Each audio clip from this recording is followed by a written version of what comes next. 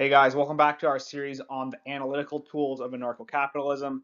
In this video, we're going to talk about counter economics and agorism. So, what is agorism? Agorism is the idea first coined by Samuel Conkin III, which advocates for creating a peaceful society based on voluntary exchange. In most countries, this is not the case because government exacts a tax which you must pay and makes laws regarding what sort of transactions can go and take place.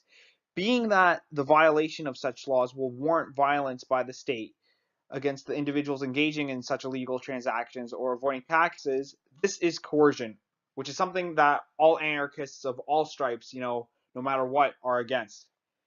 This is a revolutionary idea in the sense that it advocates for transaction without coercion, meaning that by definition, agorism is against the government. The logical extension of this is via the practice of counter economics. So, what is counter economics? Counter economics is the practice of transacting in a way that circumvents the coercion done by the state. Anyone that does this intentionally is referred to as a counter economist by Konkin. This is what we call an ANCAP revolutionary, a counter economist. Counter economics can be done by transacting on the black market, but can also be done on the gray market. The gray market are things like garage sales, door-to-door sales, or any sort of transaction where the income is not reported to the government and they cannot go and tax that.